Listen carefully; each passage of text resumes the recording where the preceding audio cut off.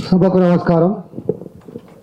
ఈరోజు తెలంగాణలో వెలువడ్డ సర్పంచ్ ఎన్నికల ఫలితాలు బీసీల భవిష్యత్తుకి ఒక దిక్సూచి. ఇంతటి విజయానికి మరి ఒక వాదాన్ని గ్రామాన తీసుకెళ్ళి ఒక మంచి ఫౌండేషన్ వేసినటువంటి పెద్దలు ఈ వేదిక మీద ఉన్నారు. మరి అనేక సంస్థల్లో పనిచేసే వాళ్ళందరూ కూడా కృతజ్ఞతలు, కంగ్రాచులేషన్స్. ఇవాళ తెలంగాణలోనే కాదు, ఉమ్మడి ఆంధ్రప్రదేశ్లో కూడా ఏనాడు కూడా 50% సర్పంచ్ స్థానాలని బీసీలు కైవసం చేసుకున్న చరిత్ర లేదు. ఇవాళ ఈ ఫలితం ఒక చరిత్ర.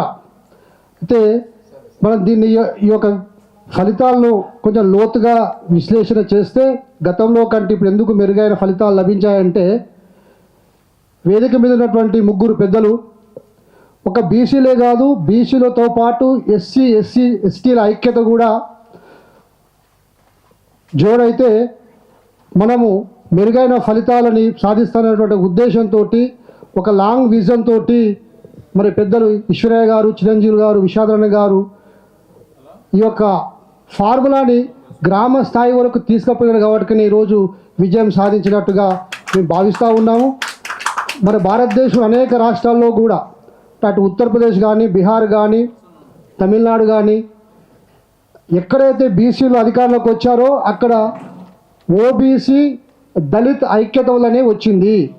ఈ రాష్ట్రంలో కూడా ప్రధాన రాజకీయ పార్టీలు బీసీలను 20% లోపట సర్పంచ్ స్థానాలు ఇవ్వాలనేటువంటి ఒక కుట్ర, అంటే పైకి వాళ్ళు మాట చెప్పినప్పటికీ కూడా ఊహాత్మకంగా కోట్ల పేరుతోటి, కమిటీల పేరుతోటి కార్యాపన చేసి 20% తగ్గించాలంటే ఈరోజు బీసీలు చైతన్యవంతమై తమ మీద జరుగుతున్న కుట్రని ఛేదించి 50% సాధించుకోవడం అంటే రాబోయే బీసీ రాజ్యానికి ఇది పునాది రాయి.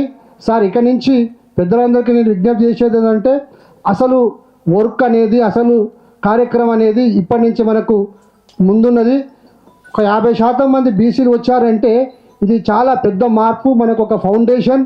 మనం ఏ గ్రామానికి వెళ్ళినా ఒక మండల స్థాయి కానీ, ఒక నియోజకవర్గ స్థాయి కానీ, జిల్లా రాష్ట్ర స్థాయి కార్యక్రమాలు చేపట్టాలనుకుంటే గ్రామీణం నుంచే మనం ఒక ఫౌండేషన్ వేసుకోవాల్సిన అవసరం ఉంటుంది. కాబట్టి బీసీ సర్పంచులందరికీ కూడా మరి పెద్దలు, వేదిక ఉన్న పెద్దలందరూ కూడా వాళ్ళకొక ట్రైనింగ్ క్లాసెస్ కండక్ట్ చేసి పరిపాలన అంటే ఏంది, తర్వాత దీన్ని మనం ఆసరాగా చేసుకొని భవిష్యత్తులో 2028లో మనం ఎలాంటి మెరుగైన ఫలితాలు సాధించాలనే దాని మీద దిశానిర్దేశం చేస్తారని, మరి ఆ రకంగా ఫలితాలు వస్తాయని ఆశిస్తూ ఈ అవకాశం ఇచ్చినందుకు ధన్యవాదాలు.